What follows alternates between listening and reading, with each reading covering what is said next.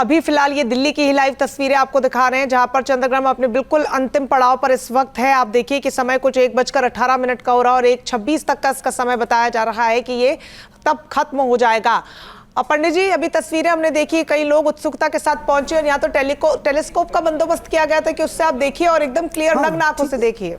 जी ठीक है, वो अपना उनका मानना है। तो क्योंकि चंद्रमा का इतना बड़ा वो नहीं है जितना सूर्य का है, तो क्योंकि चंद्रमा में इतने उनके बड़े रेशे नहीं होते कई बार, तो ठीक है, उन्होंने जैसा भी उन्होंने देखा है। तो मुझे लगता है कई बार लोग कहते हैं कि वो गूगल चश्मे के माध्यम से भी देख सकते हैं, तो देखते हैं।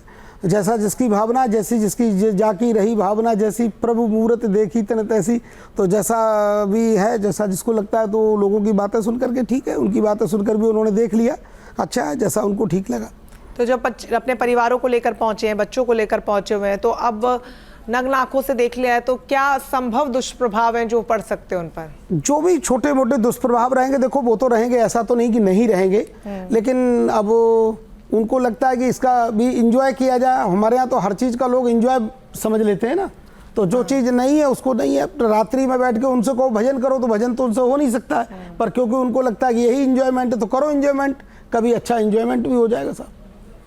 नहीं तो अब आप कह रहे हैं कि कई तरीके के दुष्प्रभाव, तो बिल्कुल दुष्प्रभाव रहेंगे। दुष्प्रभाव देखिए, राहु के द्वारा ये जो ग्रसण होता है, तो उसके माध्यम से ये दुष्प्रभाव तो है ही है, जो तरह तरह की विषाक्त जो जीवाणु फैल जाते हैं। तो वो हम इसीलिए हम लोग कहते हैं कि मनीषी लोग एक बार आप चाहे गंगा जी के किनारे बैठें, चाहे कहीं एकांत में बैठें और भगवान का भजन करें। भजन से बढ़कर कोई इस समय एक एक क्षण भी अगर हमारा जा रहा है बिना भजन के, तो ये हम लोगों के लिए बहुत अच्छी बात नहीं है। और अगर एक एक क्षण आपका राम नाम में, कृष्ण नाम में जा रहा है, या फिर अच्छी घटनाएं सुन रहे हो, कथा पढ़ रहे हो, कुछ भी कर रहे हो, तो उसके लिए आपको हमेशा बहुत अच्छा उसका परिणाम आपको प्राप्त होगा, भगवान की कृपा आपको प्राप्त होगी। तो ये मतलब जो लोग जा रहे हैं और जो नहीं मान रहे, वो तो कह रहे हैं कि हम तो अगर हर दिन भगवान को पूजते हैं, और आज भी लोगों ने कहते हैं कि पूजा नहीं करनी चाहिए, फिर भी लोगों ने आज पूजा पाठ भी किया। कई एक तबका ऐसा भी है, तो कह रहे हैं हम तो भगवान को पूज रहे हैं, फल तो हमें मिलेगा। और तो पूज रहे तो मिलेगा, नहीं पूज रहे तो नहीं मिलेगा, इसमें तो कोई मना ही नहीं है साहब। करें जैसा जिसको ठीक लगे वैसा करें। हम लोग जो समझाते हैं दुष्प्रभाव निष्क्रिय हो जाएंगे ना। नहीं, उस पूजा से अगर आप जानबूझ करके अगर आप गलती करोगे कि साहब नहीं हमको तो देखना ही है, तो ये तो एक दुष्परिणाम वाली बात है। ये तो एक जानबूझ करके और टक्कर लेने वाली बात है। तो ये शोभनीय बात नहीं है और ये शुभता नहीं हो सकती कभी भी। तो आपको इस समय यही हमारे ज्योतिषाचार्यों ने तमाम चैनलों से कहा है, तमाम और तरीक़ों से कहा है, यूट्यूब के माध्यम से कहा है, या आपने कहा रील के माध्यम से कहा। तो बहुत लोगों ने मुझे लगता है यही कहा होगा कि आप लोग भजन करें, या अपने गुरु मंत्र का जाप करें, या अच्छे नियमाचरणों का पालन करें। तो जो लोग ऐसा करते हैं उनके लिए अच्छा ही होता है हमेशा।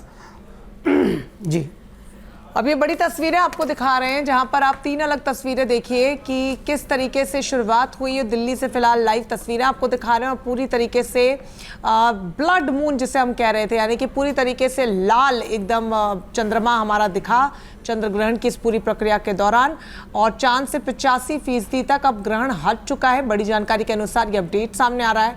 झारखंड रांची में ग्रहण के बाद चंद्रमा दिखने लगा है, यानी कि वहां पर जो चंद्रमा है वो साफ दिखने लगा है। ग्रहण का असर लगभग खत्म माना जा रहा है। और दिल्ली में पूर्ण चंद्र ग्रहण के बाद भी अब चांद दिखने लगा है, क्योंकि लाइव तस्वीरें हम आपको दिखा रहे हैं। बस पंडित जी, जैसे कि तस्वीरों में देख के हम समझ पाएंगे शायद 25% या 20% हिस्सा बचा है। बस तो इसके बाद पूर्णता की तरफ है। समय भी होने वाला है, बस थोड़ा ही समय बचा है। तो बस इसके बाद सब कुछ नॉर्मल हो जाएगा, सब कुछ ठीक हो जाएगा। इसके बाद अपना जो भी नियमावली वो करें। और आज एक बात कहना चाहूँगा, चंद्रमा क्योंकि माँ का ही स्वरूप माना जाता है, तो वैसे भी हम लोग बोलते हैं कि साहब चंदा मामा दूर के। तो चंद्रमा क्यों, चंद्रमा कौन है? चंद्रमा लक्ष्मी जी के सगे भाई हैं। और चंद्रमा की अगर आप पूजा करते हो, चंद्रमा के लिए अगर आप जप करके उनको देते हो, तो क्योंकि उनको शक्ति मिलेगी। तो अगर उनको शक्ति मिलेगी तो चंद्रमा आपकी कुंडली में बहुत अच्छे हो जाएंगे। और चंद्रमा को और ज़्यादा प्रसन्न करना है तो अपनी माँ की सदैव सेवा करें, और अपनी माँ को कभी कटु वचन न कहें, और उनकी सदैव सेवा करें, और उनके लिए अच्छे अच्छे वस्त्र भी परिधान भी आप उनको गिफ्ट करें, दान दें। तो माँ बहुत प्रसन्न होकर आपको अक्षय आशीर्वाद प्रदान करेगी। और इसके बाद प्रातःकाल होते ही प्रतिपदा तिथि है, क्योंकि आज पूर्णिमा है तो कल प्रतिपदा है। तो कल जाकर के माँ दुर्गा जी का, जो देश की सर्वोच्च माँ है, जगदम्बा है, जगतस्य अम्बा जगदम्बा, तो उन माँ जगदम्बा दुर्गा जी का दर्शन करें तो और आपको अक्षय पुण्य की प्राप्ति होगी। क्योंकि माँ दुर्गा जी के भी मस्तिष्क पर चंद्रमा जी धारण रहते हैं। दोज का चंद्रमा जो होता है ना, बहुत पतला सा, तो वो चंद्रमा रहता है। और भगवान शिव का जो मंत्र है, चंद्रमौलेश्वराय नमः या सोम सोमाय नमः, इन मंत्रों का जाप अगर करते हो आप अभी भी, और इसके बाद स्नान के बाद, तो चंद्रमा आपको शुभता प्रदान करेंगे और आपके जीवन में लक्ष्मी आएगी। क्यों? क्योंकि चंद्रमा लक्ष्मी जी के सगे भाई हैं, क्योंकि चंद्रमा जी भी समुद्र से निकले हैं और माँ भगवती लक्ष्मी जी समुद्र से निकली हैं। लक्ष्मी जी जब निकली हैं तो ऋषियों ने बहुत दिव्य वहाँ पर मंत्र है, ततश्चाविर्भूत साक्षात श्री रमा भगवत परा रंजयंती दिशा कांत्या विद्युत सौदामनीय था। तो श्री लक्ष्मी मैया जब निकली और चंद्रमा जी उनसे पहले निकले हुए हैं। चंद्रमा जी जब निकले तो साक्षात भगवान भूतनाथ भोलेनाथ के मस्तिष्क पर विराजमान हो गए। क्योंकि चंद्रमा जब निकले समुद्र से तो बलि ने कहा हम लेंगे और इंद्र ने कहा हम लेंगे। तो भगवान ने कहा देखो भाई विचार करो, आपने जो इतना भयंकर विष निकला, दुस्तेज जो विष निकला वो आपने भोले बाबा को पिला दिया। अब भोले बाबा के मस्तिष्क पर तो बहुत गर्मी चढ़ गई है। तो भाई कम से कम अपने अपने घर में आप जो उजाला करना चाहते हो चंद्रमा को लेकर, ऐसा मत करो मेरे भाई, ये चंद्रमा भगवान शिव को प्रदान करो। तो चंद्रमा समुद्र से निकलकर सागर से और भगवान भूत बावन भोलेनाथ के मस्तिष्क पर विराजमान हो गया, तब से भगवान का नाम हो गया चंद्रमौलेश्वर। तो चंद्रमौलेश्वर भगवान की जय हो। तो अगर कोई कहता है चंद्रमौलेश्वराय नमः, चंद्रमौलेश्वराय नमः, तो उसका चंद्रमा निश्चित स्वस्थ और उत्तम हो जाएगा। क्योंकि चंद्रमा तो चंद्रमा ही है और चंद्रमौलेश्वर भगवान साक्षात भोले बाबा हैं।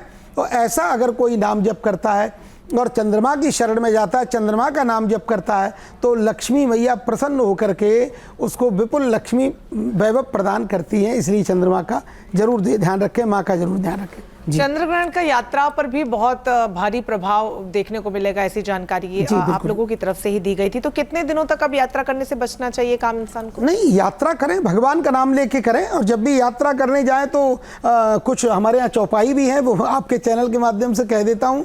प्रवेश नगर की जय सब काजा, हृदय राख कौशलपुर राजा। हृदय में कौशलपुर कौन है? साक्षात श्री सीताराम जी है, उनका ध्यान करिए, राधे श्याम जी का ध्यान करिए। और ऐसे जब ध्यान करके आप निकलोगे, हृदय राख कौशलपुर राजा, जाके सुमिरन तेर पुनाशा, नाम शत्रुघ्न वेद प्रकाशा। और इस तरह से जब शत्रुघ्न लाल जी का भी नाम लेके चलोगे तो रास्ते में आपको कोई मार्ग में कभी व्यवधान नहीं मिलेगा। और गाड़ी से अगर चलते हो तो आपको एक ही चौपाई बोलनी है, चलत विमान कोलाहल होई और जय रघुवीर कहाँ सब कोई। इस चौपाई को पढ़कर अगर आप रास्ते में निकलते हैं तो आपके मार्ग में कोई व्यवधान आपको नहीं प्राप्त होगा और आपकी यात्रा स्वस्थ होगी। बिल्कुल डरे नहीं और बिल्कुल आनंदित हो जाएं कल से, और अपने मार्ग को प्रशस्त करें भगवान का नाम लेके, अपने माता पिता की सेवा करके।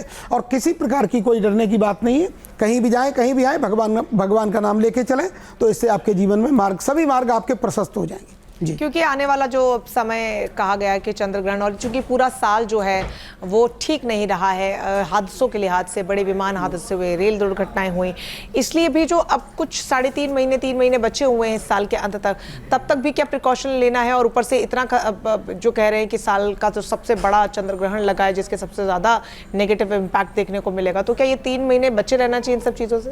बिल्कुल, थोड़ा सा ध्यान तो रखना ही पड़ेगा, क्योंकि इस साल में थोड़ी सी उथल पुथल ज़्यादा है। और जो लोग इनका जो पालन नहीं करते हैं, जैसे अब सुबह उठ करके सभी को गोधूम गेहूं का दान करना चाहिए, गुड़ का दान करना चाहिए, तिल का दान करना चाहिए, काले उड़द का दान करना चाहिए।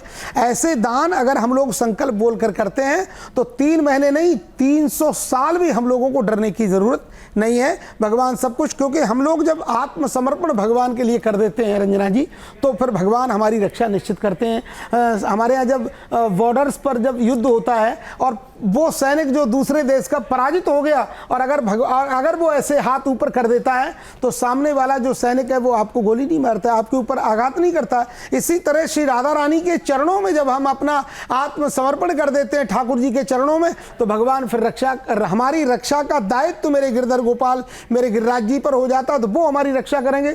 तो आत्मसमर्पण तो हमको करना ही चाहिए। पर जो लोग ऐसा बोलते हैं नहीं हमने तो ये कर लिया, हम तो वो कर लिया और हमारा कुछ नहीं होने वाला है, तो जो कुछ होने वाला है अब 3-4 महीने या 3 साल उन्हीं का होता है। हम लोगों को कुछ नहीं होता, हम लोग मस्त हैं, ठाकुर जी के भरोसे हैं। तो राधा रानी ठाकुर जी हमारी सबकी रक्षा करते हैं। जहाँ भक्ति है हर शब्द में, कथाओं में छिपे हैं दिव्य रहस्य और ज्योतिष देता है जीवन को दिशा। धर्म से जुड़ी हर बातों को जानने के लिए हमारे चैनल स्तुति को सब्सक्राइब करें। चैनल पर जाने के लिए इस लिंक पर क्लिक करें।